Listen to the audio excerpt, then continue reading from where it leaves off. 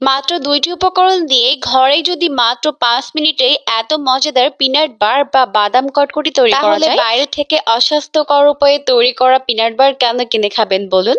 আসসালামু আলাইকুম সবাইকে। আজকে আপনাদেরকে খুবই ইজি ওয়েতে মজাদার বাদাম কটকটি তৈরি করে দেখাবো। আশা করছি রেসিপিটি অনেক অনেক বেশি ভালো লাগবে।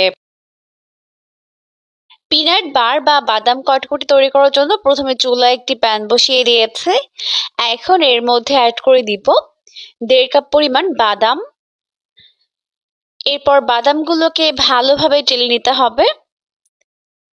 আর লক্ষ্য রাখতে হবে যেন বাদামগুলো কোনোভাবেই পুড়ে না যায়। পুড়ে গেলে কিন্তু টেস্ট এবং ফ্লেভার দুইটাই নষ্ট হয়ে যাবে। তাই চুলার আঁচটিকে মাঝারি রেখে এগুলোকে এভাবে উল্টে পাল্টে টেলে নিতে হবে। তো প্রায় ১ থেকে ২ মিনিটের মতো টেলে নেওয়ার পর দেখা যাবে বাদামের স্কিনটা এরকম কিছুটা কালচে হয়ে গেছে।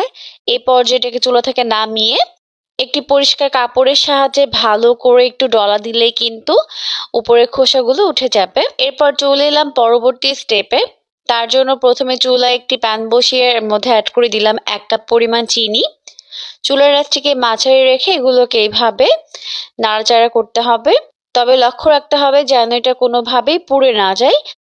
এদিকে আমাদের ক্যারামেলটা কিন্তু ভালোভাবে হয়ে গেছে। এখন এর মধ্যে আগে থেকে ভেজে খোসা ছাড়িয়ে রাখা বাদামগুলোকে দিয়ে দিব। দিয়ে খুব ভালো করে এটাকে মিক্স করে নিতে হবে। আর এই সময়ে কিন্তু চুলার আঁচটিকে একদম কমিয়ে দিতে হবে। তো খুব ভালো করে সবকিছুকে মিক্স করে নিচ্ছে। মিক্স করে নেওয়ার পর এখন আমি এটাকে নামিয়ে নিব। তো তার জন্য আগে থেকে একটি এরকম ট্রের মধ্যে একটা কাগজ বিছিয়ে রেখেছিলাম, উপরে তেল ব্রাশ করে এর মধ্যে এটাকে ঢেলে দিচ্ছি। ঢেলে দেওয়ার পর খুব ভালোভাবে এটাকে সমান করে দিতে হবে। এরপর এটাকে কিন্তু পুরোপুরি ঠান্ডা করার জন্য ওয়েট করা যাবে না। যখন কিছুটা জমে যাবে তখনই কাটতে হবে, না হলে কিন্তু পরে আর আপনি এভাবে কাটতে পারবেন না। তাই আমি এভাবে এটাকে কেটে নিচ্ছি। আবার চাইলে এটাকে হাত দিয়ে ভেঙেও নিতে পারবেন। তো এখন আমি এটাকে এভাবে করে একটু ভেঙে নিচ্ছি, দেখতেই পাচ্ছেন।